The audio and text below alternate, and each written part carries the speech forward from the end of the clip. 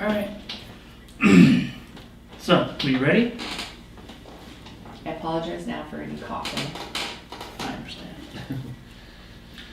All right. So, for the past several months, you guys have kind of gone about your own business, getting together as frequently as you generally can, given work, family relations, and just general schedules. But the four of you have been able to stay fairly close. Two of you obviously work and live in the same location, so that makes Endora and Aditi much easier to maintain relationships. But you've been frequenting the Dancing Tiger, sometimes welcomed, sometimes not.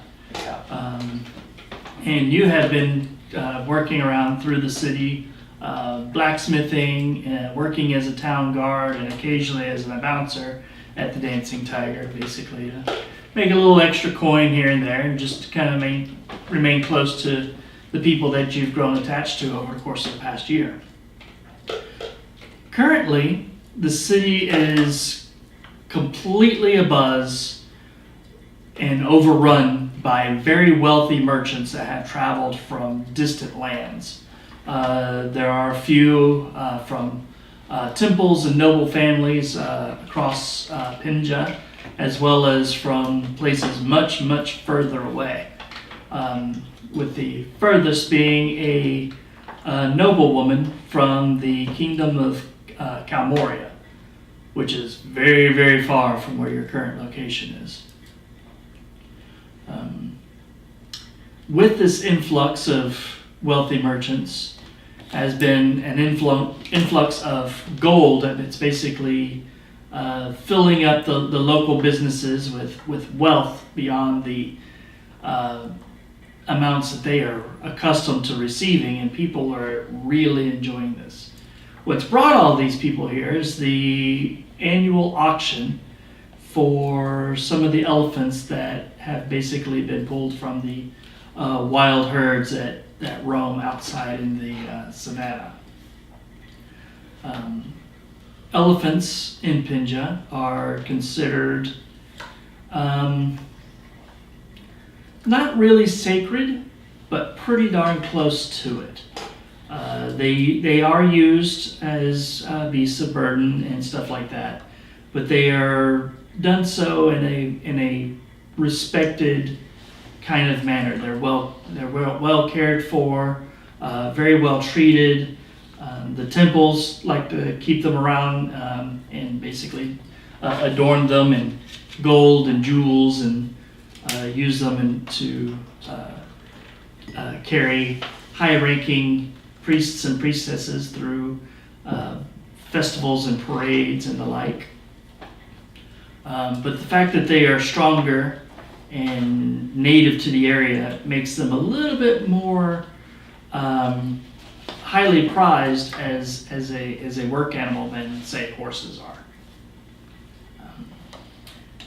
There are some that are used by the Punjab military forces, but those are fairly rare and mostly just, again, to kind of help carry heavier items and stuff, because they can cross the swollen rivers here much easier than most horses or other animals. Right now, the group of you are seated at a table in the Dancing Tiger, enjoying some food and kind of escaping from the very, very warm midday sun. The inn itself is quite full, with some of the rooms being double booked with those that are willing to basically share rooms with the occasional stranger. So, what are you guys doing? Are you going to be betting on an elephant? don't know. I've not been paying attention to them. A quick question though: Okay. Is my father as a merchant? Is he dealing in elephants, or is that kind of above? That's kind of outside Okay. his range. Yeah. He I- primarily deals in medical supplies Okay. in general. It's kind of like a family business almost, with your mother being a very talented doctor, Yeah. and then him basically bringing in taking advantage of that through the merchants side of it. I've been He's basically the local pharmaceutical company. I've been too busy to pay attention to the elephants this year. Which is silly because they are large. The only thing I know is that they need a lot of tranquilizer. Oh. Do they parade the elephants to town at all as like an advertising kind of thing, or are the elephants not trained yet? No, the ones that are up for auction are the ones that were selected last year to be trained, Okay. and then now they are ready to basically be auctioned off. The proceeds for the elephants goes into basically the cost of protecting the rather, at this point, numerous wild elephants that roam the savannah. Basically, they sell off a few trained elephants so that they can basically hire guards and provide medical care and stuff for basically protecting the wild herds from poachers and the like. So a reserve for tourists is so that the majority of the species can actually be protected. Yeah. Okay. But like I said, in the local kingdom, they're highly prized, and for one, because they're really expensive animals to purchase, Not everyone can. not everyone can, and when they do purchase them, you want to take care of them because they're expensive. That, and well, they're considered kind of a majestic animal, not just a random stray dog or whatever. They are highly respected animals. Yeah, this is not your pound puppy. Yeah. Yeah, one thing I do know is that it's definitely good for the town because of how many there are this year. I know, I'm getting so many tips. I am too, even though I keep coughing up these hairballs on people. It will pass. I sure hope so. So, how is the apothecary? Well, I mean, you probably heard, you know what happened with the guy who was stealing, got that taken care of, but Ooh.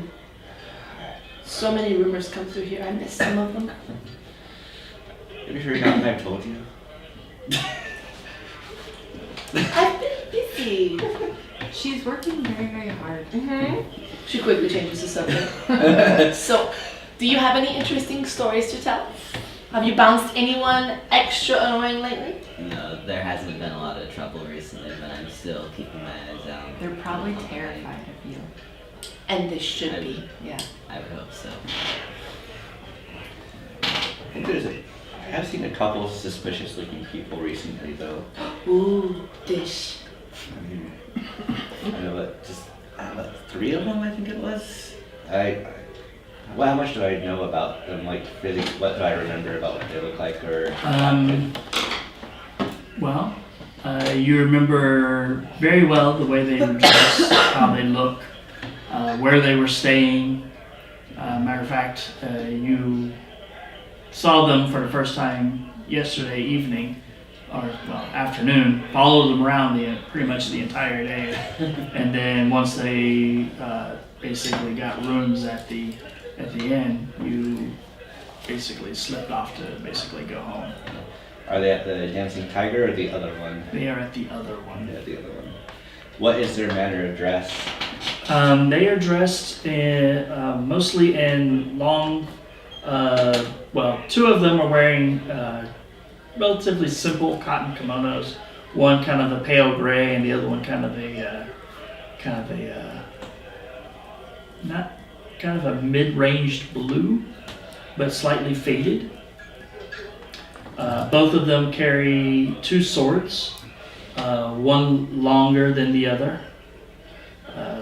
Kind of both have curved blades, and roundish, almost flower-shaped guards for the 2-handed handles that are basically on these swords. One of them was younger than the other 2, though. Dressed much finer. He was wearing a silk kimono with kind of a deep crimson with a black, I think it's a Haori overcoat that had an emblem on it that you vaguely recognized. You couldn't quite place what it was, but you remember seeing it in a book or something before.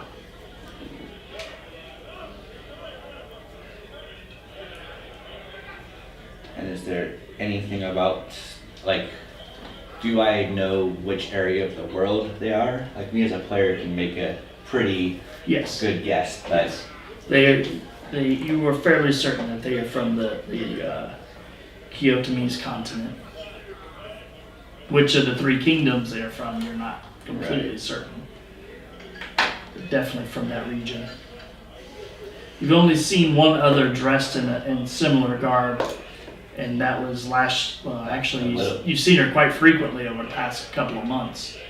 As Aditi has basically been hanging out with her quite frequently in the local park. Dancing together, it's weird. They're so pretty though. basically the fox trickster vendor. Yeah.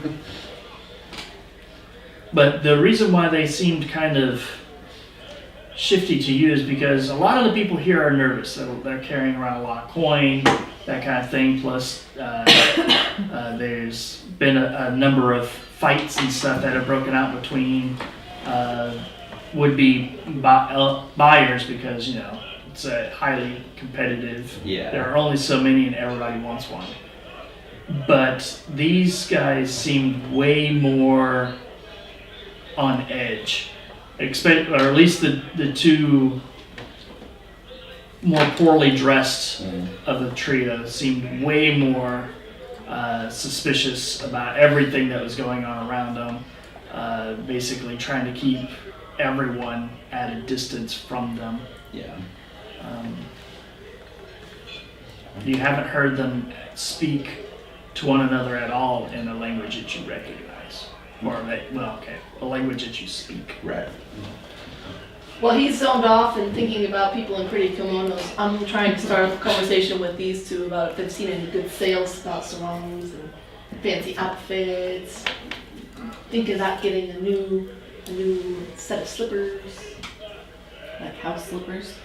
Like dancing slippers. Oh, okay. With good traction. I've seen a pretty good area with like, lots of jewelry. I like jewelry. Oh my gosh, I love jewelry. She shakes her hands and all these bangles and shit jingle all over the place. Calm down, calm down. It's just so shiny. Right. But yeah, he, I'm not going to go over that description again, but basically describes the general look and demeanor of the 3 people he's suspicious of. And have any of you seen them around before? Have I seen them while I'm dancing in the park? Nope. Well, I see No. them while I was bouncing. None of you have actually seen these 3 gentlemen before. But there are so many people in town right now. I'll keep my eyes peeled. Which is such a weird saying. It seems like it would hurt a lot Yeah. to peel your eyes. I think it means to not be kept eyes closed. Not to be found with your eyes shut. Makes sense. So Vikram, how was your mother today? Good. I like your mother. Sure. Yeah. Everything he is saying has a question mark on the end. He's a boy. I saw some guys that might have been bad. Maybe. I think my mom is okay. I need some confidence lessons. Says the shy dragon.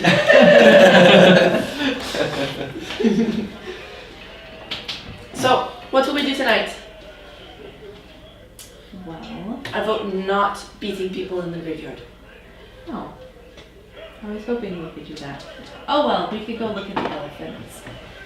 Ooh. Are they on display usually? Yeah, you can usually. There's a large Like barn. the buyer's pens would basically. Yeah, there's a large barn where when they're brought into town, they're basically kind of kept in this. There's like a really nice barn that each one has a stall, and then there's like a big paddock that they can walk around in. I want Maybe to we see. could take them some snacks. I want to see if they have any baby ones. Let's go. Whisper less. I want to see if they have any baby ones. Because their trunks always seem extra long. And they fall over a lot. All right. So finishing your food, you walk your way out of the Dancing Tiger Inn and out into the busy streets, making your way through the marketplace and towards the outskirts of town. Exiting through the north eastern gate, about 300 feet or so outside the gate is a large barn. This singular structure that spans approximately 200 feet long by about another 100 feet wide. And there's large doors on the front of it. And you see that there's a fence that kind of goes out and around from the doors, kind of out and around this big, huge circle that covers about 10 or so acres. And you see, even from here, you can kind of see the elephants walking around in the tall grass. There are a number of people between you and the barn, and there's like people coming and going along the road. But you guys make your way closer until you get right up to the fence itself, and you can kind of see into the field, and you see these 10 elephants walking about in there. Are there any 12 babies? elephants walking around in there. There are no babies. These are fully trained adults. Aww. There's no babies. Well, I guess these ones are okay. they're still pretty cute. As you're watching, you see this one really large elephant. Seems to be good 5 or so feet taller in the shoulder than any of the other elephants. Just this massive beast. As he walks, kind of struts forward a little bit, raises his trunk, and trumpets to the pleasure of many of those viewing. Oh, yes! And his ears kind of flap and look at you guys. Kind of trudges back off a little ways and drinks up some water and then sprays part of the crowd with it before walking back. Before walking back further out into the pasture. That one will fetch a very pretty penny. We could ride it around if we bought it. I We don't would get to What places honey? so I far, don't so think we quickly. have any pretty pennies. No. Do you have any pretty pennies? I don't want an elephant anyway. Yeah, but you could buy one for us. We want one. Yeah. Why would That's I what buy one friends for do. you? Why wouldn't you buy one for us? Okay, why do we keep hanging out with him? He doesn't get us things.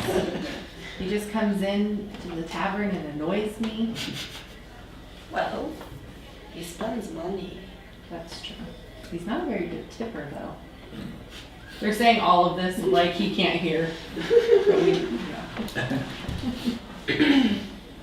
So give me a perception check.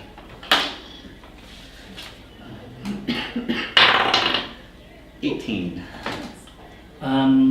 You're listening to them kind of roll your eyes and kind of go about your business, looking at the elephants a little bit, but kind of more interested in the crowd. You look down and about 20 or so yards from your current location, next to the fence is the 3 gentlemen that you saw the evening before. Dressed pretty much the same. The kimonos are maybe a slightly different color, but the same basic mannerisms and everything. All three of them, okay, two of them, the older gentleman in the more plain Yeah. style of dress, their hair is kind of pulled up into this little top knot that goes up over their heads, while the younger one, his hair is like just slick and very long, and hangs down to about the middle of his back. He currently has his arms pulled out of the sleeves of his kimono. They're just kind of hanging there, so he's just kind of got his arms kind of pulled in. Okay. You see, last night, you didn't really get much of a look at it because every time you basically tried to get a decent view, one of the two, well, you've basically just started determining perhaps bodyguards for this guy, Yeah. kind of got in the way. But you see, tucked away is a very fine looking blade. It's probably a good 1.5 feet longer than the swords carried by the other two gentlemen. And he appears to only be carrying one. Look, there's those guys I was talking about. Which ones? I point to the three. She's a little obvious about looking. Okay. Ooh. Those I ones like right the there? outfits though. Why are they suspicious? At this point, you see another merchant.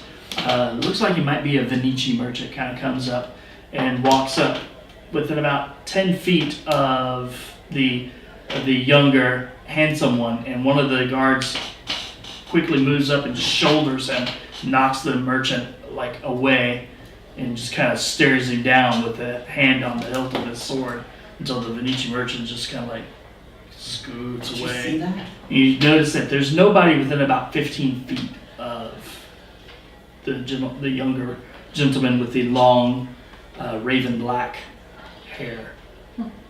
That was very rude. Mm-hmm. I wonder who they are. Let's find out. Are you sure we're allowed to look at them? They can't stop me, and she just stares. They're just thoughts of me. They seem very tense, more so than anyone else. And doesn't seem like money related. Probably just royalty. Maybe they just hate everyone. They might actually be scared of elephants. I don't think they'd be here if that was the case, but Maybe good they're effort. trying to face their fears. Maybe it's a therapy of some sort. Why don't we find one of the salesmen for the elephants? Maybe they know they've already put a bid. Maybe we could make a payment plan. The interest rate would be too high. But they might know who they are. Maybe they are prominent buyers. Let's go find out. And we'll just ask about a payment plan. Just We don't have to commit. We're not buying anything today. We're just looking. We're just looking. That's right. So we're gonna go find someone who is official looking from the elephant sales. Okay. So you make your way kind of around. Do you try to walk close to the three gentlemen, or do you just kind of avoid them and walk around? I say we avoid them, but we stare at them very Blatantly. openly. Yes. That. Okay. As you guys walk around, you're just kind of like doing your best to try to make eye contact with them. But if they've noticed you, they don't seem to make any sign that they have. They just kind of continue to do their own thing. The younger one kind of looks off to one side of him and starts talking to him, and he's got this like really friendly smile on his face, whereas the other two just have these like really unpleasant scowls.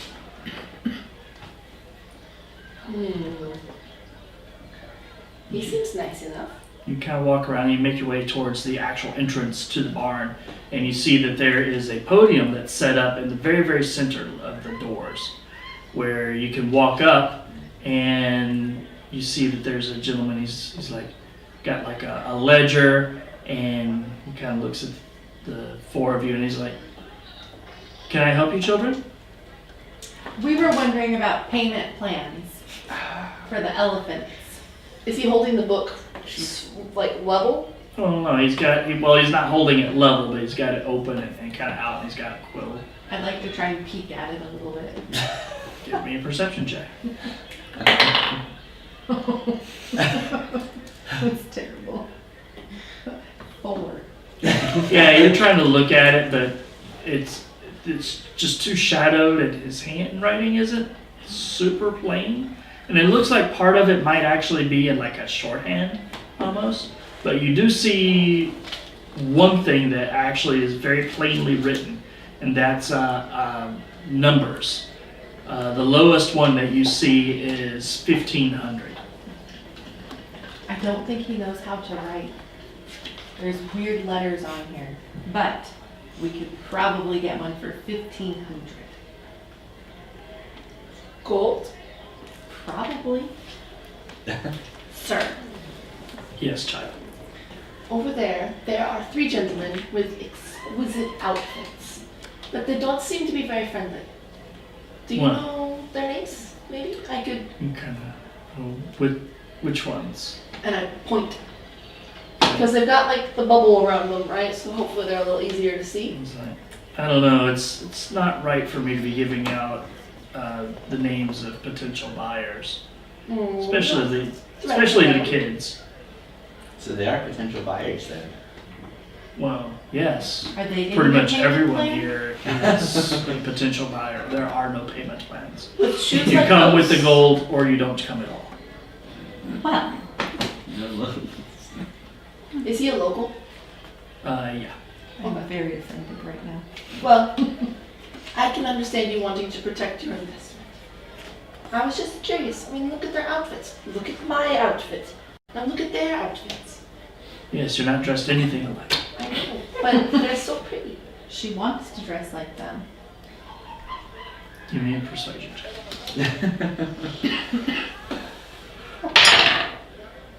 14? I don't know the other two's names, but the one in charge, that's make sure I say this time. Major Hanzo Matsui. Hanzo Matsui. Yes. Okay, thank you so much. I'm going to talk to my teacher and I'll make sure to spread the word about the quality of the elephants we sell here. You do that. And I walk away. I will follow her and say, and I'll be back about the payment plan. We can discuss it further. Her tail's lashing and she wanders off. Oh, How about you two? I was curious about those things. So the younger one is a major? Yes. Okay. Well, I can't think of anything, so I just, I guess, like, follow them right now. I can't think of. So you follow off after them. Now where are you guys going to go? Well, the elephants are fantastic, but I'm thirsty because they kick up a lot of dust. So I'm gonna find like a pop-up stand, a booth, something nearby that's selling tasty fruit juices. There is a booth. One that's kind of unusual, but you're kind of happy to see. You see this kind of a strange, oblong, almost egg-shaped cart in its overall design. It's got 2 wheels. It's kind of egg-shaped.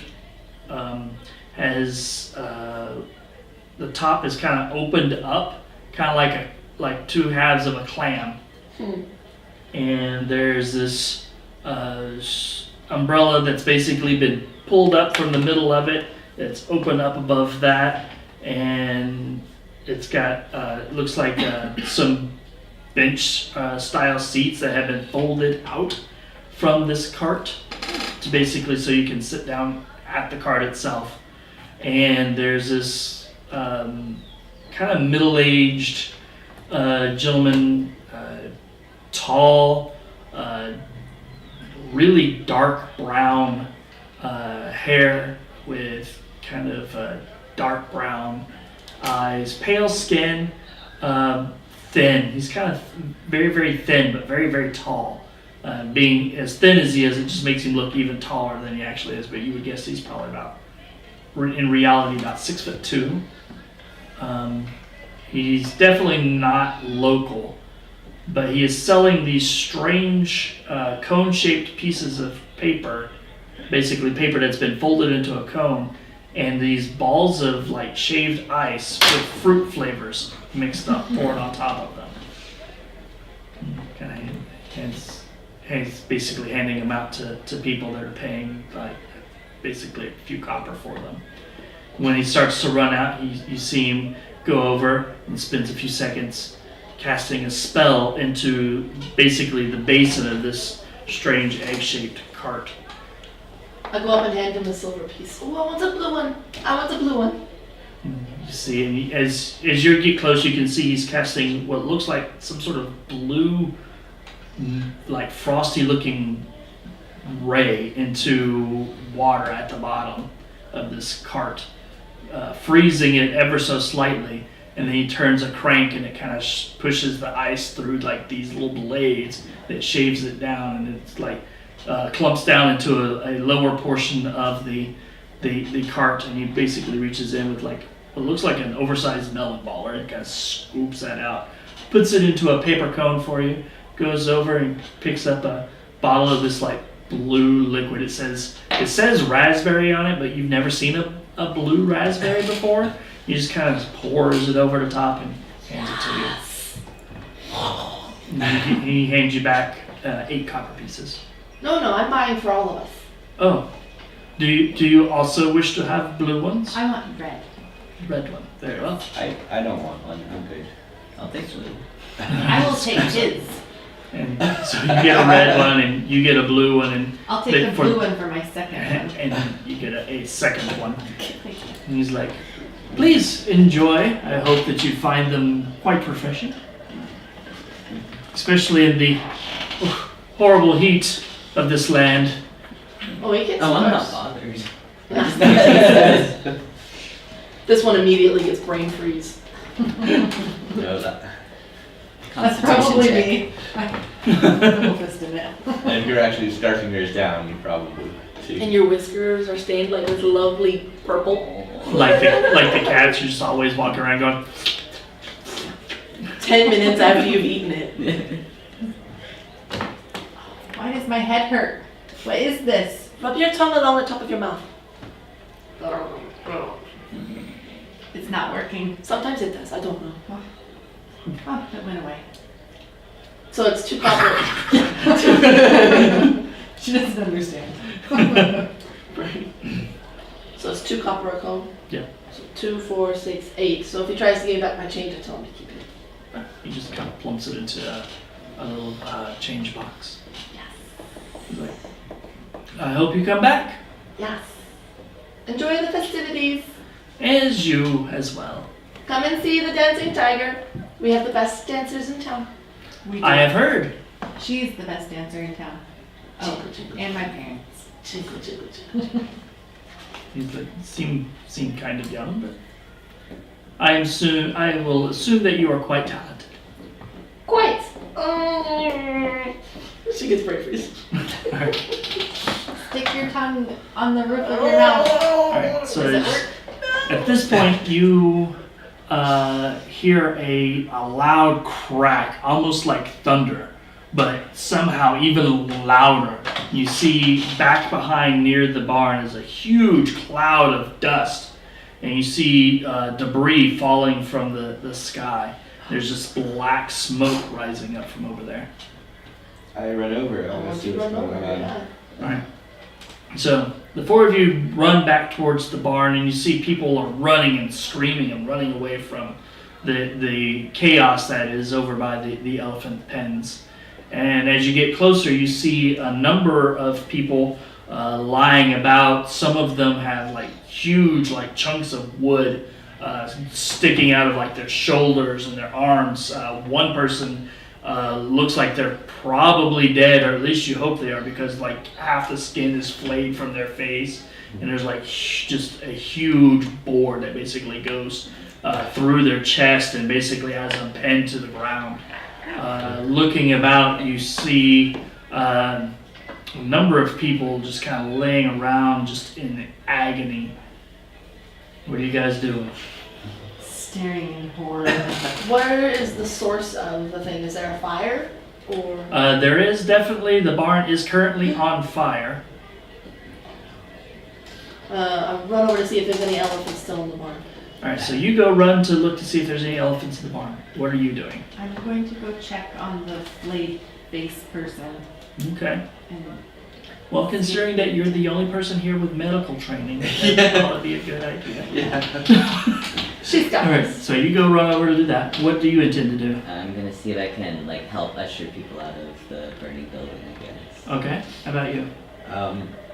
Selfishly, I want to look and see if I can see where the 3 men are, and if I can't immediately see them, I'm going to run to get my mother. Let Okay. her know what's going on. Alright, so we'll start with you. So you run into the barn and it's just, and like the whole back half of it is just completely in flames. You see that the barn, the way the barn is set up, it's longer than it is wide, and you see that there are a set of double doors back there that lead out into the paddock. And you see that inside the barn itself, there does not appear to be any elephants currently, but you do see one kind of pacing back and forth at the entrance down at the far end of it, about 200 feet away from you. Does it look distressed, like it's trying to look into the building, or It is does. it? Okay. Now you were at the opening at one end of the barn. It's at the far end, which the building itself is 200 feet long. Okay. How wide is the area with the fire in it? It probably covers about the center 50 feet. The center of the building, the barn. Yeah, it looks like whatever it was took place in the almost in the very middle of the barn. So I could hop over the fence theoretically and check the inside perimeter of the barn, and it would those parts are on fire. I just have to be careful of the smoke. Yeah, because there's lots of smoke and wounded people and stuff. So I will take what's left of the juices of my snow cone, say goodbye to my least favorite sash, and basically get it all wet and put it over my face. It smells very nice. A little smoky, but it smells nice. Yeah. And basically have the wet rag over my face and go in and see what's. You begin What's what? making your way through there. Your eyes immediately begin to sting. There's something in the smoke that's almost toxic. It just, you're accustomed to the smoke of incense and like when the kitchen. Yeah, when the kitchen gets, like the cooks get carried away and there's like a kitchen fire or whatever, there's something way worse about this fire than what you are accustomed to. Your eyes are just stinging, but you're trying to make your way as quickly as you can. You see a number of people that you see are definitely dead. Though as you get closer towards the epicenter of whatever explosion this was, you're just finding pieces of people. Not even like enough to identify each individual person, like an arm, a finger, like part of a scalp. It's just terrible. You make your way around and you find near the far end, basically as you work your way around, near the far end where the entrance is, you see one of the local workers, one of the people that works with the elephants, training them with the 2 families that basically work with the elephants in this town. You see is pinned underneath a beam. She seems to be breathing, but she is currently unconscious. Okay. I want to go take a look at the situation. Is the beam on fire? The beam is on fire. Okay. And it is a large beam. There's no way that you would be able to move it yourself. Alright. You run up to the person with the flayed skin and everything, and you're checking them out. Give me a medicine check.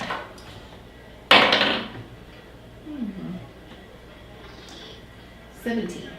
You're checking them out. They are definitely dead. Whatever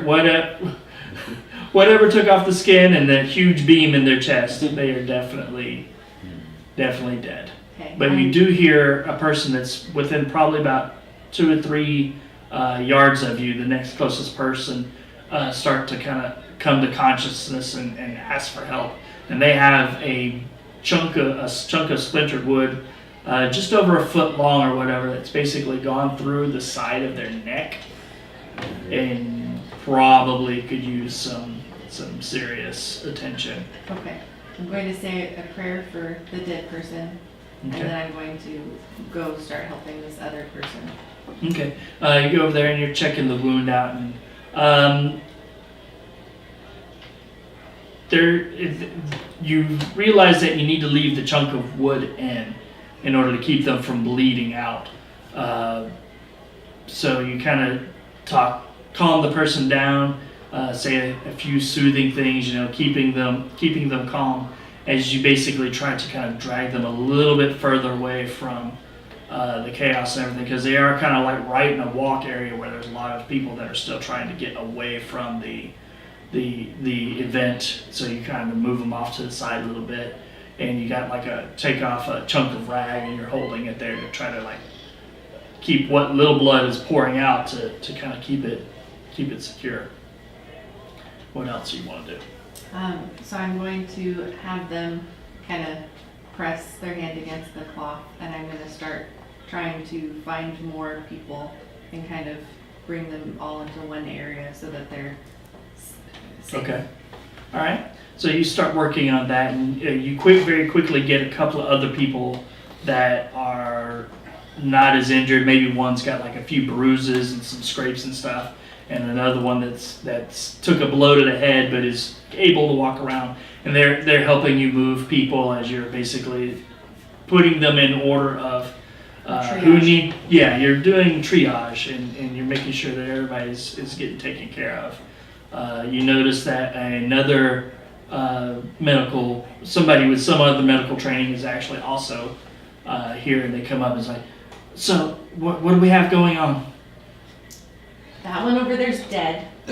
This one has a sharp thingy through their neck, and I have them categorized according to severity. Oh, great. I'll see what I can do. And they basically start trying to kind of going over with whatever skills that they have, checking them out, saying okay, I can do something with this. Okay, that I can't do that. I don't know anything about that. Oh, hell! They start doing that, and you're basically kind of taking charge over this little bit of what's going on here. Ruby, as everybody kind of starts going their separate ways, you quickly realize that somebody's going to get stepped on or trampled, or things are going to be even worse if you don't try to get some sort of control over this. So you pull into that soldierly confidence that you have, and boom out some orders directing people to slow down, move cautiously. As some people are walking by and they don't seem overly injured, you quickly direct them to basically aid some of those that are struggling a little bit. And people start to kind of all right, because you're speaking with some sort of authority, they just automatically just kind of not really paying attention to who's giving the direction. They're just glad to be given direction in a moment of chaos, so that they start kind of helping out, and you kind of get the chaos kind of in control when you see a group of these people come running out of the smoke, and they're coughing and everything, and they're just running. It's like a crowd of about 10 people that are running through. What would you like to do? Something to slow down. Okay. Or at least try and I don't know, I don't have a chance. Okay. Alright. So you tell them to slow down, and they just kind of run on by. That'll make it worse. So you, making your way through the, kind of holding the ground, watching through the crowd, you do see those three guys. The two, what you are considering bodyguards, are basically facing away from one another, hands on their weapons, and kind of watching the chaos around them, making sure that nobody gets close. Whereas the one that the major is just kind of standing there. He hasn't even flinched. You see that there's a slight tear in his overcoat, and he just kind of looks down at it a little disgruntled. By looking at it, do I feel like they had anything to do with what just happened? They don't seem surprised, Okay. but at the same time, you're not certain how they would have gotten in to do anything. Right. But yeah, they don't seem even remotely caught off guard. But they don't look like they were trying to run away or abscond with any elephants or anything like that. I'm gonna do my second thing then and just run, get help from my mother, let her know that we need medical assistance over here. Alright, so you go running as quickly as you can back towards town, which luckily is not exactly far away. The city is not big, but as you go running through, you quickly kind of like see a few town guard, and you give them, as you pause just long enough to kind of give them a quick update as they're running out to lend aid and everything. You make it towards the house, and you can already see your mother's running around gathering up various things and putting them into a satchel. And she kind of walks over to you, kind of grabs your face, and, "Are you okay?" Oh, I'm fine. Need any help? Yes. Grab that bag over there. Alright. Make sure that it's closed first. They're not there. Anyway, you go over and grab up the bag, and you see this like filled with like bandages and various like stuff for burns and just general injuries and everything. You scoop it up and you heft it up. And it's like, ooh, this is actually kind of heavy because this is just packed full of things. But you've got it. You're carrying it along. You make your way out, and as you were going out the door with your mother, your dad come. You see your dad running from down the street where your guys is basically the mercantile house is located, and he's like, I'm coming. You see he's got a satchel kind of like thrown over his shoulder. Alright. Yes, so I'll just head back with them. Alright, so you guys make your way back towards where the elephant enclosure is at. What are you doing? So is that, how high up is the end of the beam that's entrapping this person in the air, basically? Not very far. The entire length of the beam is about 30 feet, and it would have crushed the scroll if it wasn't for like another beam that's basically just wedged just underneath it. It's basically got her pinned. Okay, so I want to get right up close next to her. You said she's unconscious. I want to see what's stuck. Is it her leg that's stuck? Is it her arm? Is it on her torso? It is across her torso. The beam is large enough that it basically covers from here to about mid-thigh. Okay, and how tall did you say it was? What do you mean? The end of the beam, how tall from? It's not, maybe 2 feet. Oh, okay. And It is practically flat on the ground. So there's something here. The beam is like this, and the girl is wedged underneath A little it? bit further down. Or so if we put enough pressure on this end, it would lift it up, and she could be pulled out. Yeah, potentially. But Okay. it would take hundreds of pounds of pressure because this is a very heavy beam. Okay. I'm gonna look around. How far away am I from the exit that I saw the elephant at? Maybe 30 feet. Okay. Is there anything blocking the elephant from coming inside? Fire. Okay. It seems, the entrance is not on fire, but it seems very reluctant to come into a burning building. Okay. How wide is the fire? What do you mean? Like how much of a blaze is there between the exit and the entrance? There isn't. It's just pouring smoke out that way. Okay. The fire is in the center of the building, not at the end. Okay. I'm gonna go to the But it far is side. spreading. Yeah, I'm gonna go to the far side of the thing, and I'm gonna try and push down on it. All right, give me a strength check.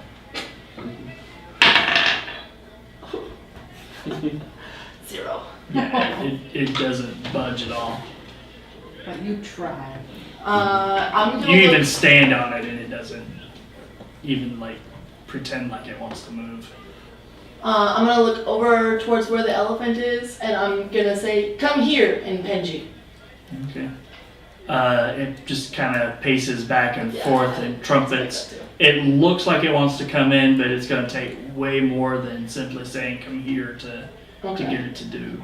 So anything. I will get up and go over towards the elephant. All right, so you start making your way towards the elephant.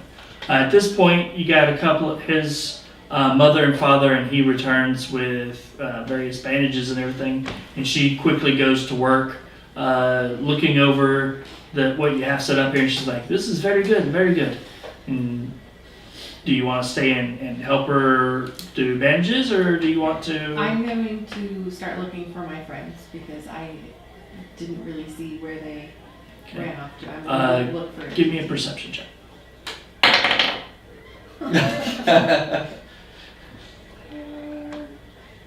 3. Well, one is very obvious because he's standing right there helping his mother. The other is also fairly obvious as he's standing off to the side bellowing orders to people running away. He's only maybe like 30 feet from you. Kind of hard to miss, but you don't see Aditi anywhere. Do you know where Aditi is? Did I see that Aditi went into the barn? I'd say probably. I think they went into the barn to help people. I'm going to go to the barn. All right, so you start running off towards the barn. How about you, Ruby? I'm still trying to see if I can help people, I guess, and maybe help some of the less injured people, like get their bandages on and like get them out into like cleaner air, I guess. Okay, so basically you go over and you start helping his mom out, basically being like you said, once she gets one bandage or whatever, basically kind of help usher them out of the area. You start kind of filing people out as best you can. How about you? What are the three Cubanese people doing right now? Are they still? At this point, they've just started slowly kind of walking back towards town, talking to one another.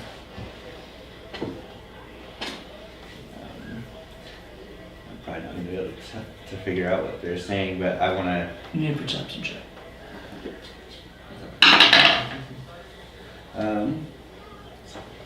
20 total. Okay. Looking around, you see over where they were standing at.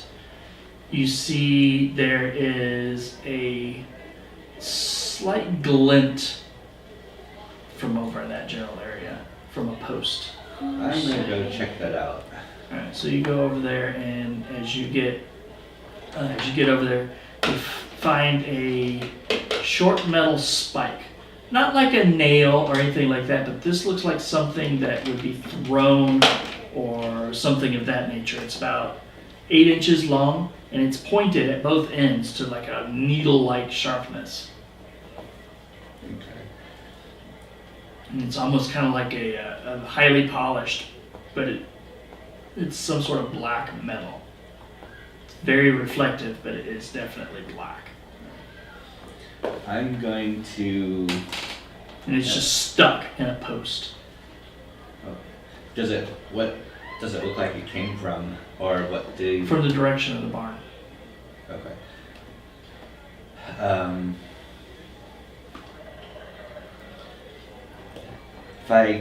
Can I actually take it out of the post, or? Yeah, you can just pull it right Okay. out. It's about 2 inches or so into this.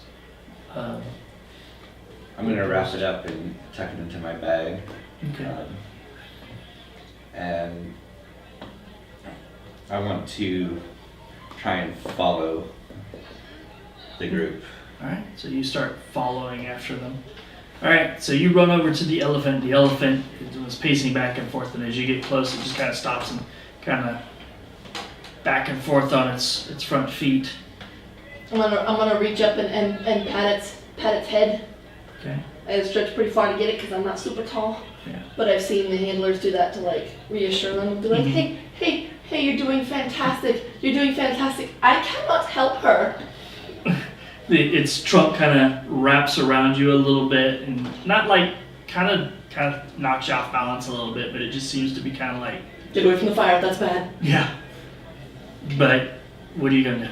I'm basically going to lean into the trunk and be like, come. Okay. It kind of starts following you into the building itself, and I'm assuming you're I'm leading it leading it up. over towards the high end of the post that is, Okay. that's got the woman trapped under it. Alright, so it gets over there and it's kind of sees the woman, and you see it walks over and kind of nuzzles at her a little bit, sniffing. Yeah. Yeah. And I'm gonna go over towards the post to where it's at, and I'm gonna pat it with my hand and say, in pendulum, and say, rise up! Okay, it goes over, and you see it kind of look at it a little bit, and it kind of feels around on it with the trunk, and then you see it like up underneath it, and and it lifts the end of this post up. Oh, that's worse! And I run over to the girl and I try and pull her out. All right, so you pull her out from underneath the thing, and as you get it loose, the elephant just kind of drops the post onto the ground and kind of comes over and starts kind of like trying to Pull them both. come on, get out of the burning building. Okay. I'm gonna try and help the woman out of the building then. All right, so as you were basically trying to carry this woman, the elephant kind of like reaches up and basically just kind of scoops her up. Thank God. And just kind of starts flapping its ears at you as it's kind of like Oh, well now. bumping you with its head to make you go forward. Let's go. And you go out into the open field, and the elephant lays the girl down. About this point, she starts to kind of cough and sputter and everything, and you start kind of looking her over because now you're actually out of the burning building, Mm-hmm. and you see that there is a metal spike sticking out of her rib cage. Mm-hmm. It's only sticking out maybe about 2 inches or so, and it's like very sharp on the end there. That's poking out. Yeah. At this point, Endora! you come running out of the barn, and you see her with this girl laying out, this elephant kind of standing over them. Help! Run over. She's got a thing. Okay. Don't touch it. Oh, obviously. So I'm going to assess her. I'm Okay. gonna stand up and give the elephant reassuring pets. All right. All right. Give me a medicine check. We need to switch dice. Holy shit. 5. 5. You're not really certain what to do. This kind of wound is not something you were really prepared for because it looks like it might be in a lung, and it's pretty serious trouble. You need to get her to someplace that can actually do something, or I she's can't not help going to make her. it. Okay. We need to get her to Vikram's mother. She's here. So we can either run and get her. I don't know if we should move her. So what can I do? I will go get the mom. I will go get the mom. And book it.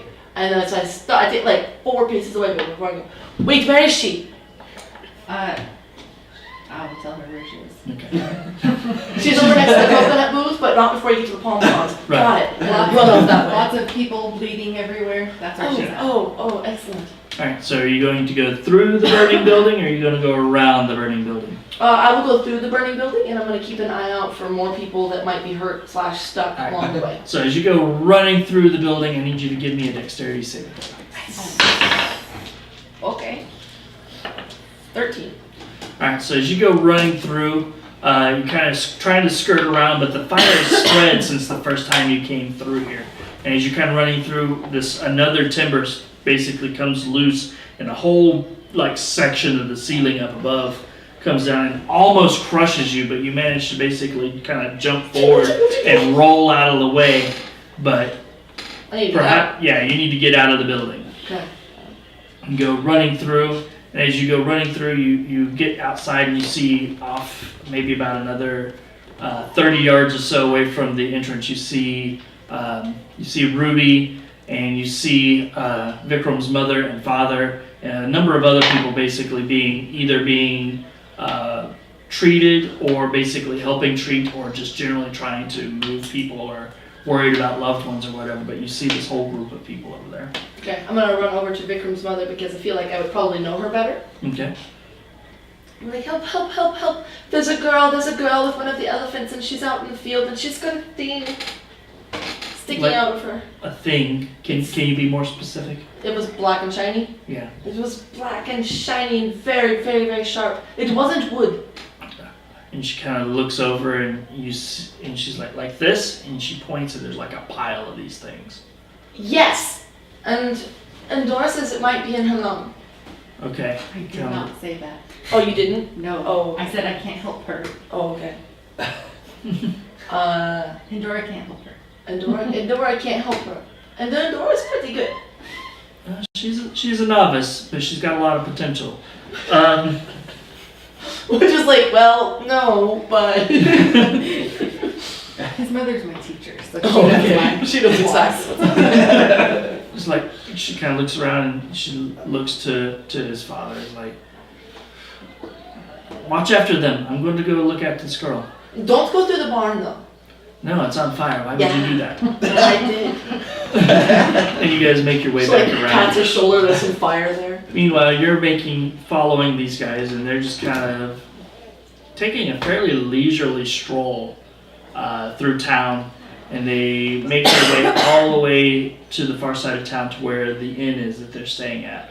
And as they're about to go inside, there is 3 quick flashes of just bright light, and then just clouds of this like deep crimson smoke that just kind of billows up out from around them.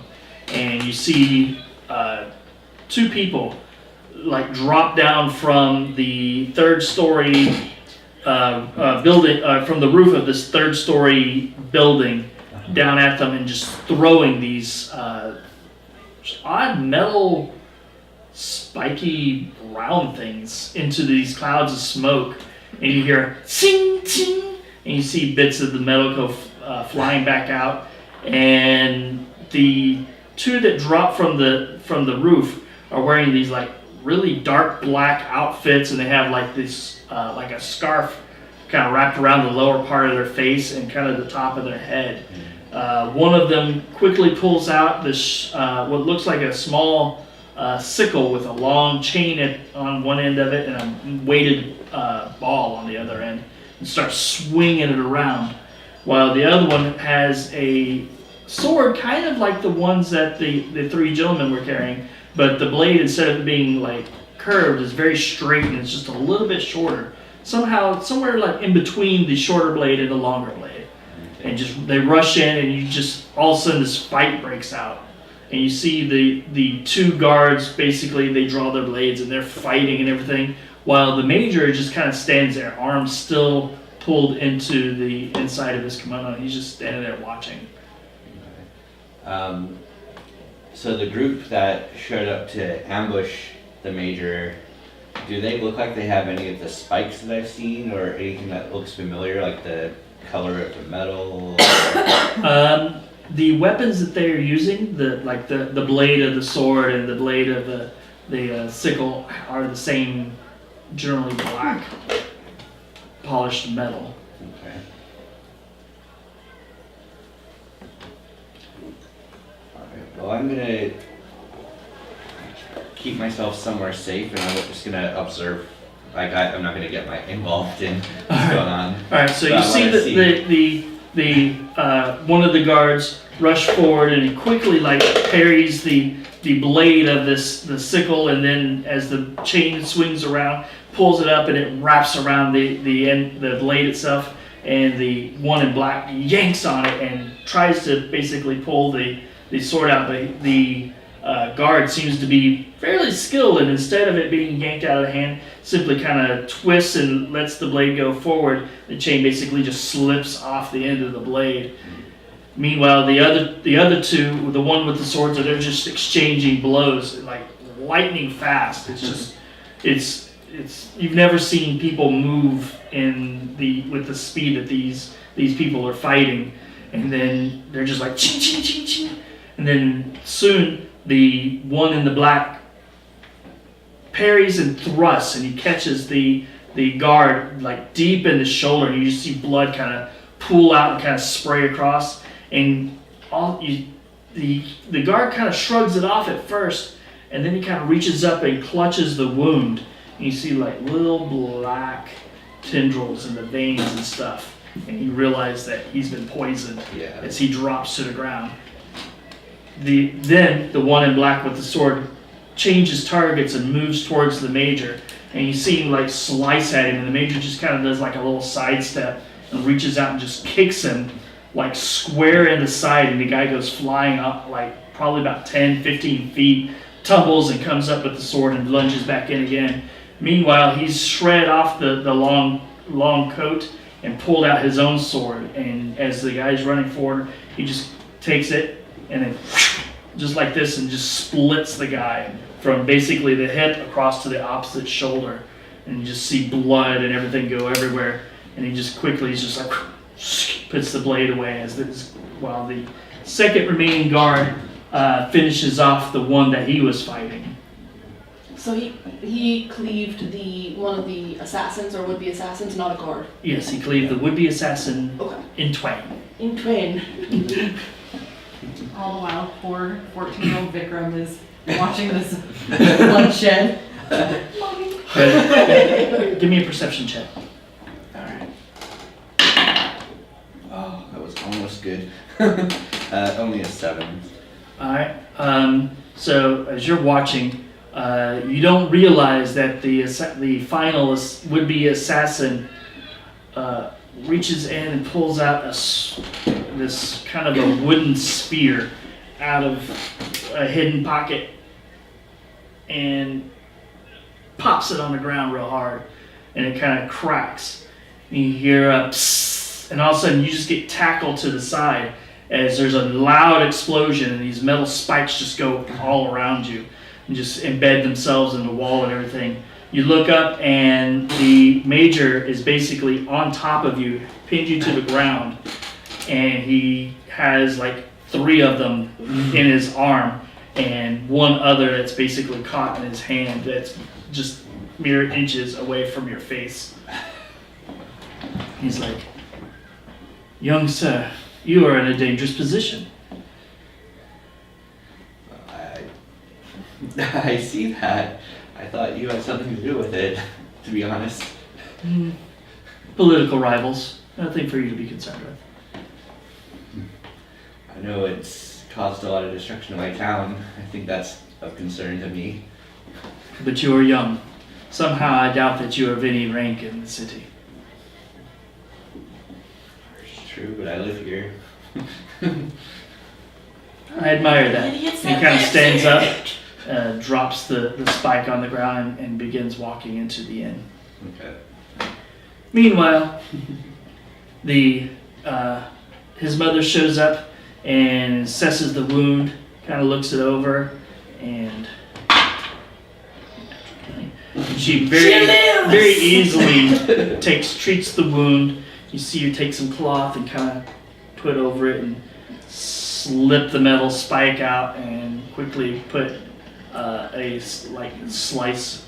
basically a small piece of thinly sliced bamboo that's been flattened out over the wound.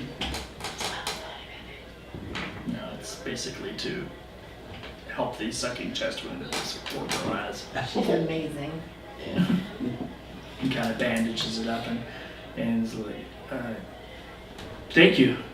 If a few more minutes and this poor girl would be dead." Well, thank you. You saved her. And I'm like absent-mindedly petting this stranger's head. Like, I don't know who she is, but it's gonna be okay. Alright. So as the chaos kind of subsides, what did you do? Did you go are you trying to follow this guy into the inn, or are you No, going at to... this point I'm gonna go to the main, I guess, guard house, watch house, whatever, and basically relay what I know of who did this. So a political rival to Major Hanzo Utsui, or whatever kingdom he's from. Mhm. I'm going to relay that to whoever's in charge of. Alright. Safety. They find that very interesting, and they dispatch somebody to basically go question the major. I mean, there's not really much else I can do about I'm that. 14! You have 3 hit points. Even less than Kiri. That's sad. Alright. So what are the other 3 of you doing? I am going to be assisting Vikram's mother however I can. Okay. I adore her, and I am in awe of her skills watching her take care of all these people today. Okay.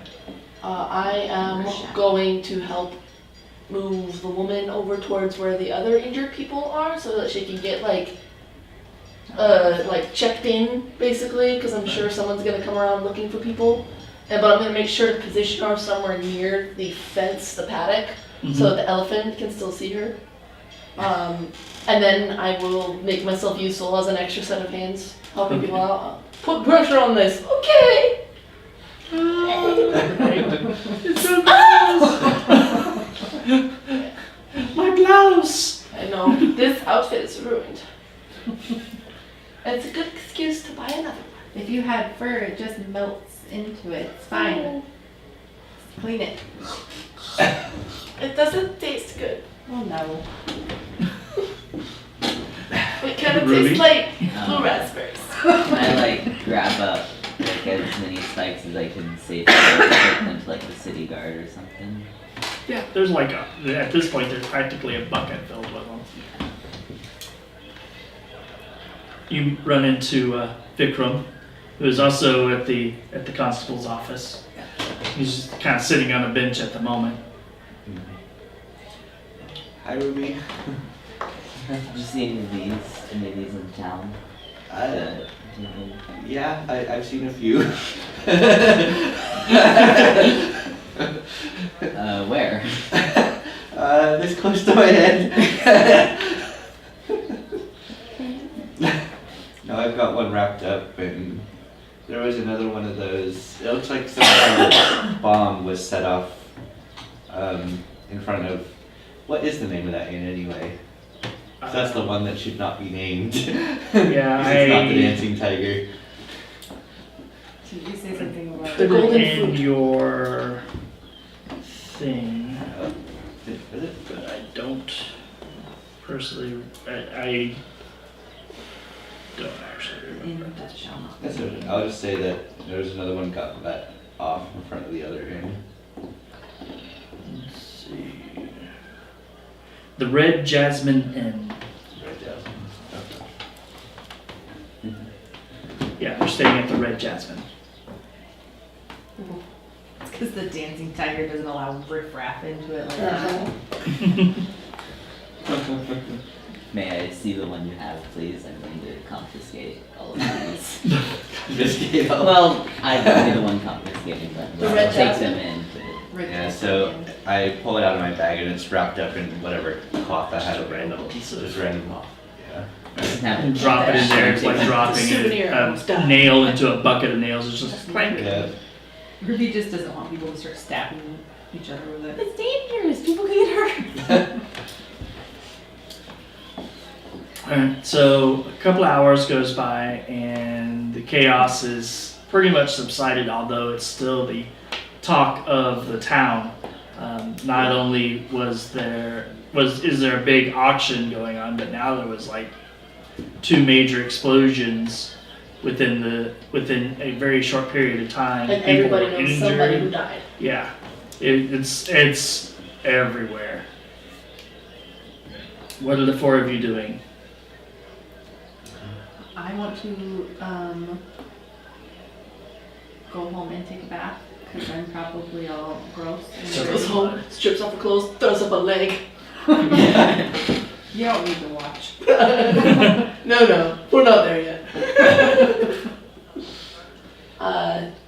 Same. Aditi's gonna go back to the inn, get cleaned up, change into fresh clothes, Mourn her outfit. mourn the loss of my outfit, yes, because it's gone forever. And then I'm gonna go help with the gruesome task of figuring out how many rooms we actually have available now, since their previous occupants are deceased. 'Cause that's not gonna be fun. Vikram? I want to try and basically figure out more about what's happening with this group. Like, How do you want to go about it?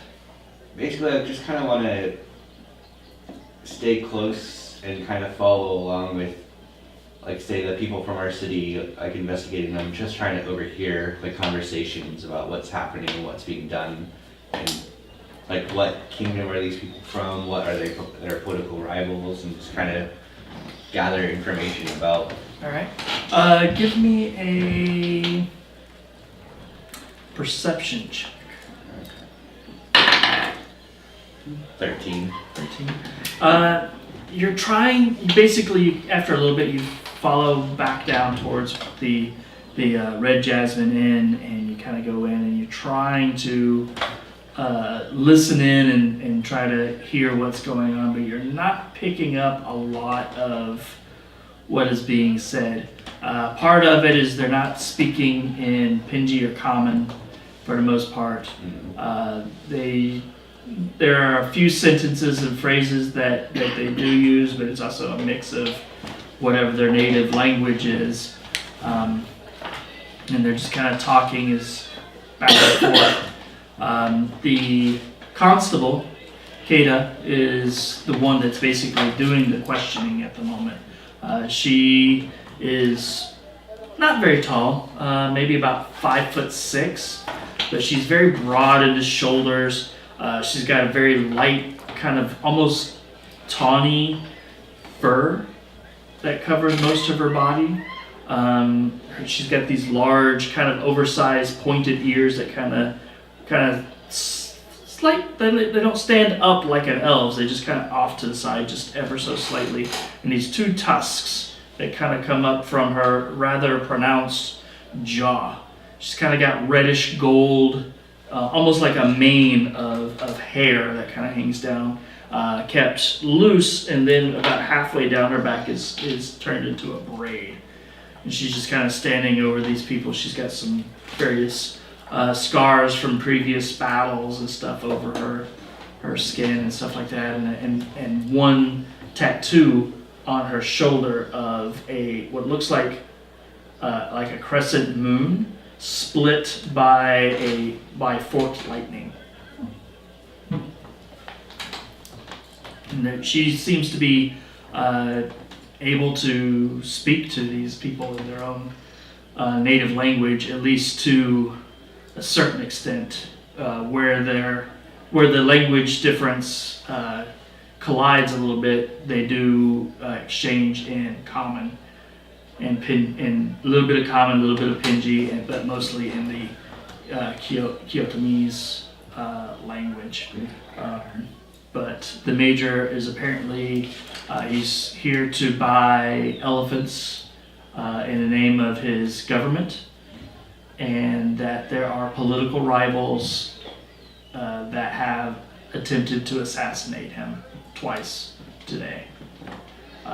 He is sorry for the inconvenience, but he is not responsible for the actions of those that are attempting to murder him. Yeah. And therefore should not be treated as a suspect, but as a victim. And of course, Kata's like, yeah, but you kind of knew that these things were going on. But unfortunately, he's right. He hasn't broken any laws. It would have just been nice to have gotten a heads up, maybe. Yeah. Of anything, he's guilty of not being polite.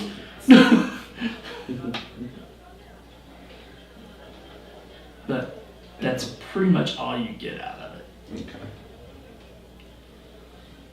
What time of day is it now?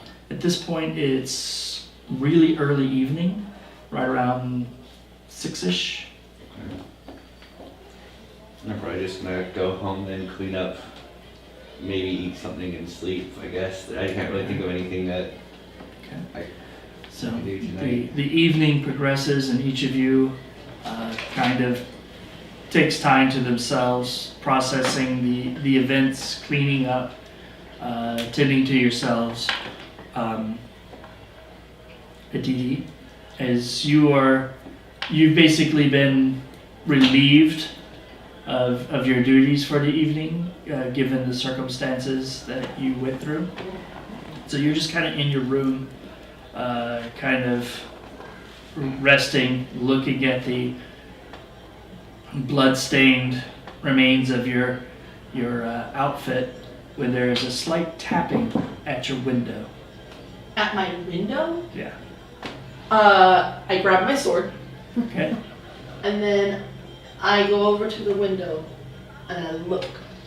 As you look out, all of a sudden, right in your face is this broad grin, toothy grin, with sparkling green eyes, and this wild mane of flowing red hair.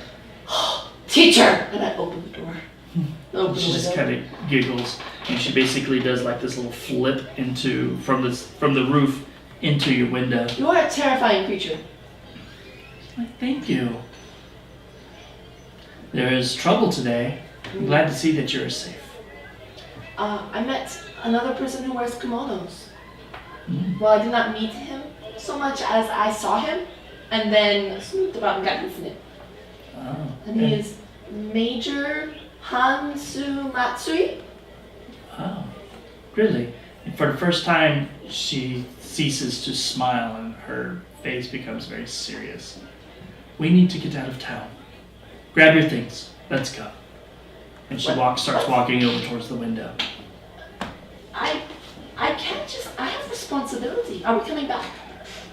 Perhaps one day. Um, It's unimportant. If you wish to live, let's go. Out the window. why is he a threat? It's no time for questions. And she kind of walks back out, goes over behind you, starts pushing you. Make sure that It's you have not a hold of your sword. unlike Kind the of pushes you elephant's up towards efforts to the. get me out of the flaming barn. Yeah. Like, we are As on you the get- second story. I As am you get to taking the window, stairs. she's just like. No! No! Give me a dexterity check. If you have acrobatics, you can use it. I didn't even get my pants.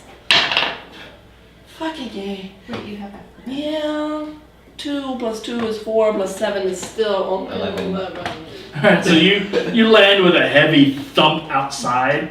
Luckily, you hit like this cart that's filled with like mangoes and papayas and stuff, and it's just like, and all of a sudden you kind of look up and you see this as these like silk pants like land on your face. No, I am not losing another outfit today. Stop it! Stop! And she tosses out a bag with some more clothes and stuff in it. And she just drops out and she just like silently lands next to the. It's kind of interesting because she falls and then like maybe like 3 feet from the ground, she just kind of stops and floats for a second and then lands very gently onto the Mary ground. Poppins style. Nice. And she's like, come along, come along. I have to tell my mother I'm leaving. Well, you should have done that before you left your room. Ah! And I shove my pants into my bag and I flip my bag over my shoulder and I pick up my sword. Okay. No funny business. And I go inside the inn. Alright. You go inside the inn and you see her as she's sitting over off to a side table, eating some food real quick. Aditi, what are you doing? I'm being kidnapped. You know she's not wearing any pants. Where are your pants? Are you getting extra money for this? Wrap a sash around me. No, You should be. although.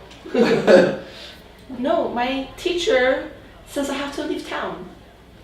Why? She won't tell me because she's difficult. You want some food? Yes. Come sit down. I'm gonna sit real quick. Do I see my mother at all? Yeah, she's actually dancing right now. Okay, so I'm gonna like, when you get a minute, come here and sit. Alright, she's just kind of acknowledges you with a wink and goes back to her dancing. Meanwhile, you kind of look over and inside the booth, in the shadows, you see a smile. I'm gonna take, what kind of food do I have? Probably some sort of nice red curry. Do I have a bowl and a plate? Sure. Okay, I'm gonna ladle a little bit of it from my spoon out onto the plate and then shove it over towards the Cheshire Smile. And then continue eating my food. I am not leaving town on an empty stomach. And I continue eating my food. Who are you talking to? It's, you talk to strange voices too. Don't judge. There's no need to be rude. No, I'm just saying. Where are Ruby and Vikram? I don't know, I'm not their keepers. At this point, Ruby comes walking in. There, Ruby is where's hungry. Ruby? This is the best place for Ruby to get food. She gets it at a he gets it at a discount. Sounds so great. You bounce the people, you get the curry. Go over and sit by them. Hey guys. I'm being Have some kidnapped. food. She's being kidnapped and she has no pants. I'm gonna like stealthily get my pants out of my bag and try to like wiggle into them under the table. Give me a sleight of hand check. Okay. Which basically just 6. Yeah, not super stealthy, but you get it's not long before you grab some attention. Luckily, you're in one of the more shadowed sections of the kind of away from the actual stage and everything, so there's not a whole lot of eyes looking in your general direction. Yeah, but you get some weird stares as you're like wiggling all weird and you're in the booth. Be careful, we are not that kind of place. People There's are going nothing to to start see thinking here. things. Watch the show. we are. Vikram in a shadow corner. No, I was doing random NPC. Yeah. Alright, so you slide into the booth and you hear a voice from somebody that you can't see say, "Careful." Who's that? It's my sensei. It's fine. The one that's kidnapping you? Yes. With no pants. Well, I have- Yes, you have pants. I'm not sure they're all right though. How long have you gone? I don't know. Will you answer any questions? Yes, do you wish to go with? You still don't see anybody. Where are we going? Away So For how long? until everything blows over. everything depends. I don't want to go anywhere. I want to stay here. Are you going to leave? I don't want to. I don't know why we have to leave. Can you explain why we have to leave? Because there are people here that would very much like to kill you. No, not Should they- me. Oh, yes, you. Why me? Because of me. What have you done? No one even knows that you're here. Are you sure?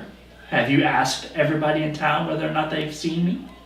Maybe we should go ask. We'll Everyone buy in a town. hat. In disguise.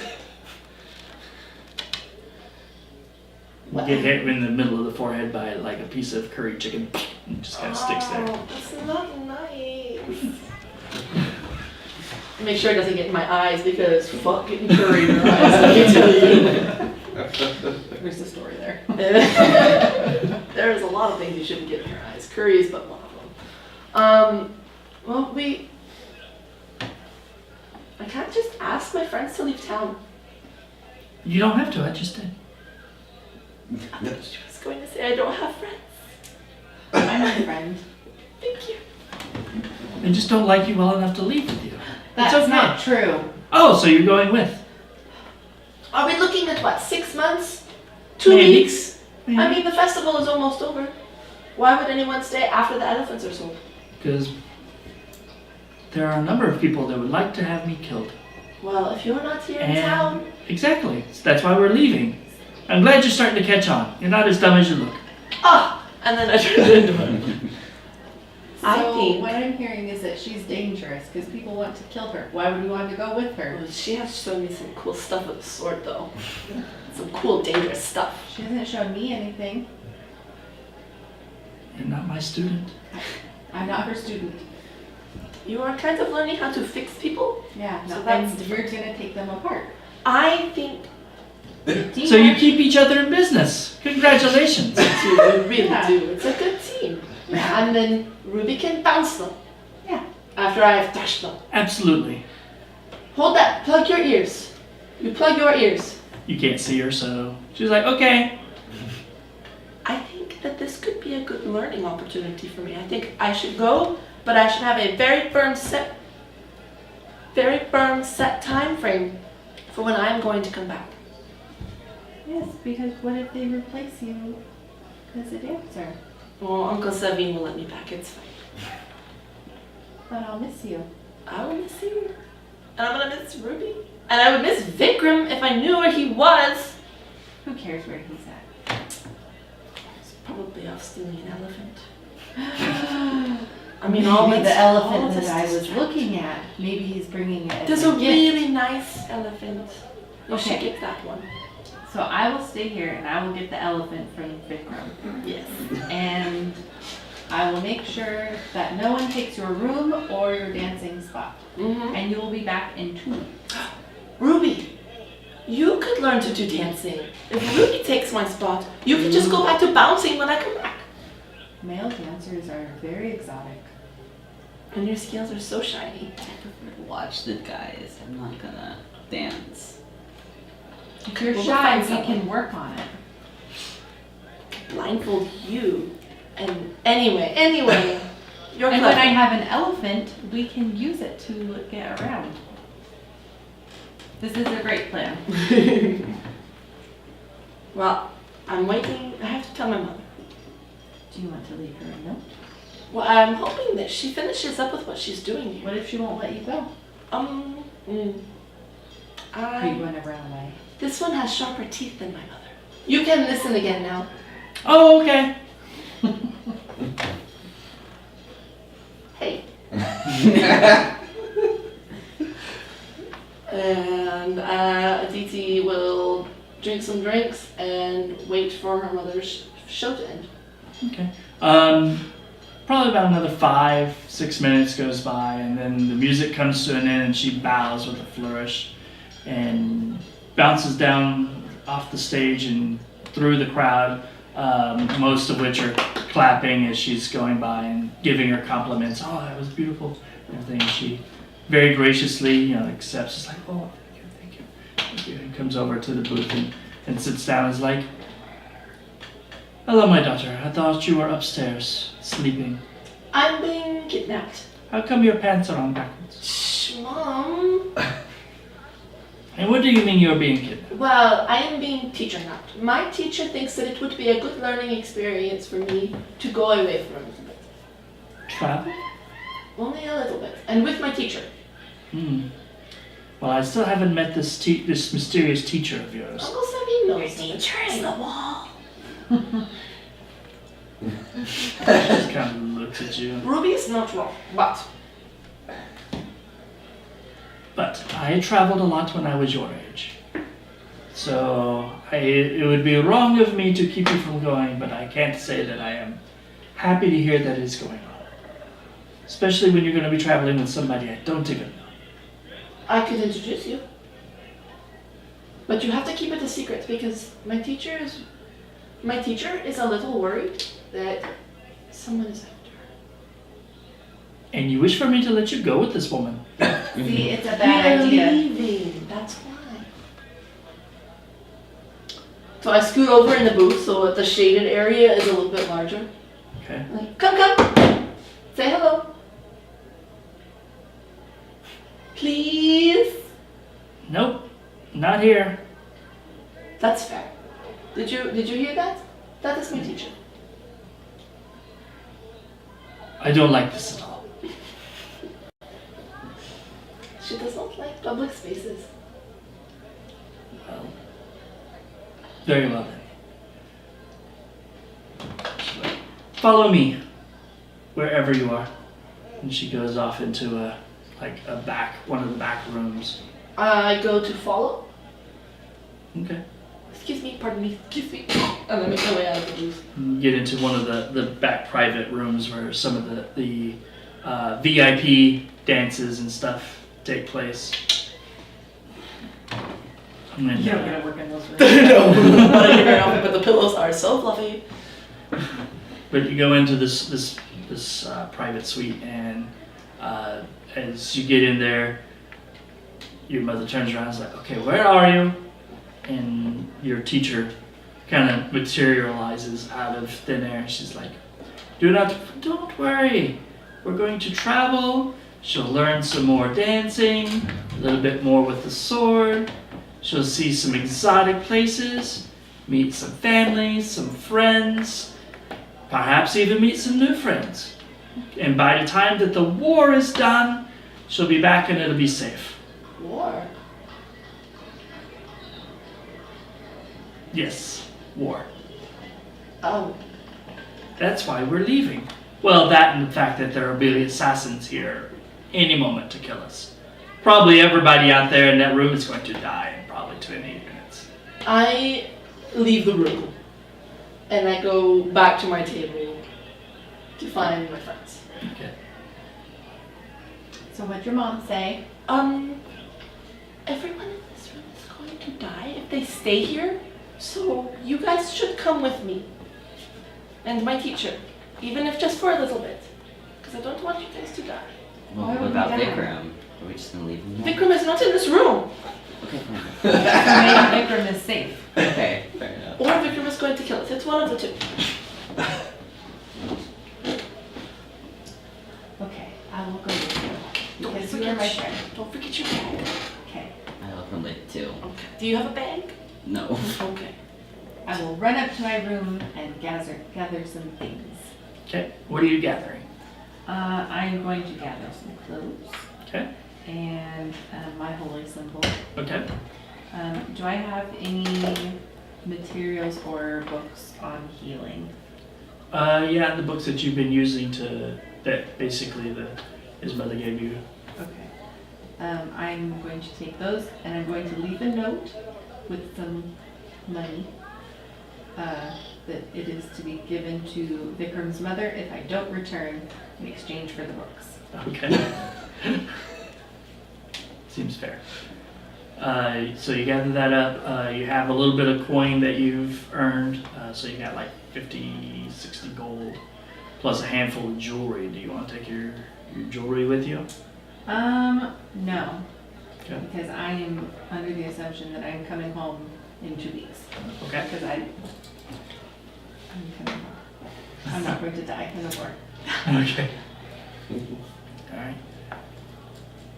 Alright, Ruby? Are you going to... I guess you don't really have anything you wish to gather, do you? No. Is there a way I could like go to the city guard and like ask to borrow some weapons? Sure. You go... She comes back downstairs. And you just gonna tell them that you'll be back, or are you all gonna go together? What is the plan here? Where are you going? To grab some supplies and weapons in case we may need it. Are you going to stop and talk to Vikram I will see if I can find him. and ask him if he wants to come? I will invite him. Okay. Maybe don't ask him. Tell him it's a matter of life and death and he has to come with us. Okay. Yeah, I can do that. That's a good idea. Alright, so you guys are sitting down there waiting. Your mother and your teacher have not come back out? Of the room. Yeah? After a few minutes, I'll go check on them because we only have 20 minutes until we all die. So I want to make sure that they're on schedule to not die. You go in there and you see your mom is just kind of sitting there by herself in this room. She looks really worried. Hi. She says that there is an army coming and going to destroy the entire town. She can be a bit dramatic, but also maybe believe her. I don't know. I don't like this. I don't like this one bit. There was a major in town. The one, he was wearing a very nice kimono and he had friends with kimonos. I think they're called kimonos. Okay. And he's a major. Majors have armies. Maybe he You has. think he's getting ready to destroy the town? I don't think that he's. I don't know. I don't know. I think that maybe leaving town for a couple days and then check back. And take Uncle Sabine with you. Also Endora's parents. Maybe that's a good idea. And she gets up and she goes out to the main room. And maybe quickly. And then I give her a hug. All right. It's a very jiggly hug because we're both wearing a shit ton of bells. So Ruby, you're making your way through town. Where are you going first? I'm going to see if I can stop by Vikram's house first and see if he's there. All right, so you approach Vikram's house and you got the outside wall, and there's like a simple ornate gate that kind of goes through the wall and up to the house itself. You move through, go up to the house, and there's a small pull rope that you pull, and it rings a bell somewhere inside this relatively nicely appointed house. Not the largest house in town, but his family is relatively well off. You wait for a few minutes, and do you answer the door, or do you wait for one of the servants to do it? If I'm downstairs, I'll answer the door. I'm not too worried. Alright, so you open the door up, and you see Ruby. Oh. We need to go right now. What for? I will tell you on the way. Come on, we're going to go to weapons. What? There's no time. Do I need to grab anything? Yeah, okay, whatever. Make it quick. What? What kind of... How? I don't know. I grab a sack and I just throw some leftover food in it. Alright, so you throw some food in there, and that's it? I don't know what I'm doing. I don't know what's going on, so... Alright, so you grab some food in a sack, some bread, some fruits, some like dried meats, a jar of jam. So you're going on a nighttime picnic. Yeah. I mean, I just figure... Like, I don't... And as I'm you not go, gonna give any details, so... as you walk out, both of you give me perception checks.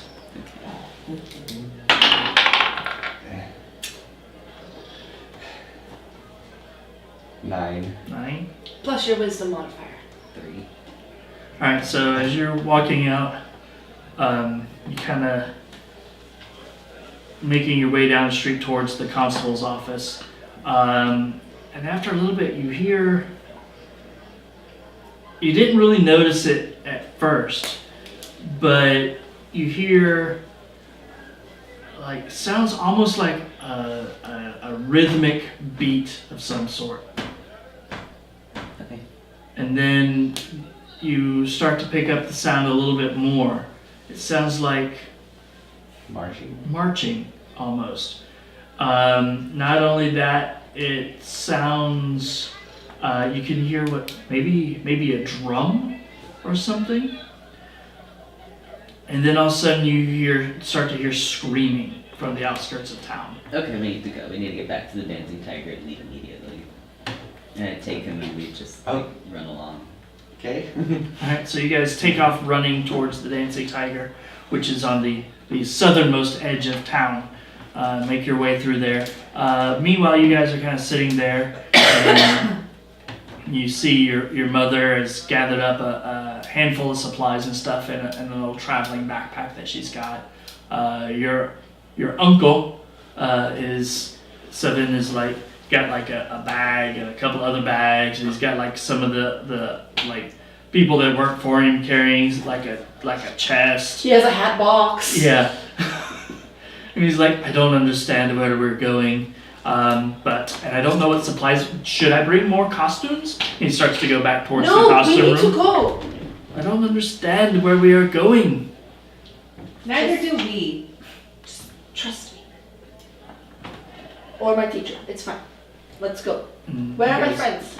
At this point, you hear screaming from the main room out in front.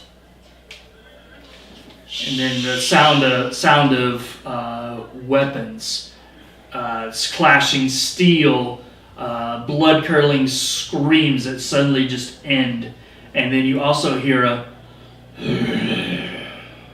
and the whole room shakes just slightly. And you hear and then some more screams. And then as you see the entire side of the room before you, you see this long blade made out of like what looks like almost like a green steel, protrudes through the wall and just slices about 10 feet through a long line through the wall, through the door itself, cutting the door in half, and it pulls back out, leaving a thick 6-inch gash through the wall where you can see in the main room people running for any kind of exit, windows, doors. People are flying through across the room, body parts missing as you see this large 12-foot tall creature, nothing like you've ever seen before in your life. He has this long pole arm blade as it's almost like a jade colored haft with this green steel blade that kind of comes out in this big swoop. Is there a door in the room that we're in? Or just a window? There's a back way out. Okay. Basically, you go into the kitchen, and then from the kitchen, there's a back door. Let's flee. Yeah, so I'll open the door and let's go! Alright. As you yell that and kind of ushering people out, you see the face turn towards you. And for the first time, you see this almost jade mask-like face with these little burning embers of light deep inside these black sockets. It's got these two tusks that kind of come up off to the sides, and then these long pointed ears that kind of go off to the kind of flush to the back. With it's all adorned in gold all over the jade face. You can't tell whether it's a mask or whether it's this creature's actual true face. But it turns and starts making its way in your direction. Just as you turn to go out the door, the wall behind you shatters, and as it comes crashing through, bringing its blade down at you. But it's stopped by a single long, curved silver sword. And you hear this voice say, "I told you to get out of here, but you did not listen. Now go!" Is my teacher? Yeah. Okay. Let's go together! And I run out. You run out, and she parries the blade away and basically vanishes again, and basically turning into a cascade of fallen red leaves. As I'm running, I'm assuming that her leaves are keeping up with me? Yes. Okay. You said it's following us? It's following me mostly. Come along. Out of town. And I'm gonna basically catch up with the rest of the group. Mm-hmm. And I'm gonna shout for everyone to run. You need to run out of town, you need to run, and you need to stay away from us. It's hunting us. Your mother stops. But you're Don't coming stop. with me, right? Run!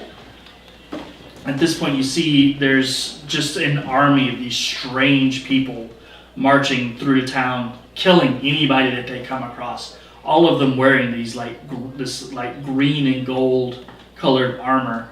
Some of it is steel. Some of it just looks like flowing silk cloth. Others are laminated wood armor. All of them wearing these like masks, much like the one that you saw on the huge creature attacking the inn, but less ornate, and definitely masks that could have these like big swooping helmets with these art, almost like a crescent moon on its side, kind of across the front. You see Vikram and Ruby running in your direction. There's a handful of soldiers basically chasing along after them. All of them in the green and gold armor. As we run into the jungle. Alright. So, with that, you guys turn and you run deeper towards the jungle. As you get towards the road, out the gate, your teacher says, "We are not following them, or they're just going to keep chasing your friends and your family. We're going to go this way. Who's going to go with us?" I guess I'll go with my friends. With that, you guys go running off, following along parallel with the wall. As you guys go running in that direction, you see two people drop over the wall. One of them, both of them, you guys recognize. It's the major and his remaining bodyguard kind of land silently on the other side. It's like, "Oh, greetings," as he bows deeply. Is this your army? You're a major? I am a major, but this is not my army. Kind of looks at his clothing. As you can tell, I'm not wearing the same color. You are in charge. Why would you dress the same as them? We That's need how to military go. works. We need to run. And you guys take off running parallel with the wall, keep going. Soon, through the wall crashes another one of these large creatures. As it kind of crashes through the wall, the remaining bodyguard turns and says, "Go, Major! I shall stay and face this creature while you escape." The Major doesn't say anything. He just runs off. Good luck. Thank you. Then keep running. Right. So once you get to the outskirts of town, you see there are a number of other soldiers out here. These ones are not dressed in the green. These ones are dressed in red and black, trimmed in silver. Like our boy here? Yeah. Okay. And he's like, "These are my soldiers." And he's like, "Go, deal with those.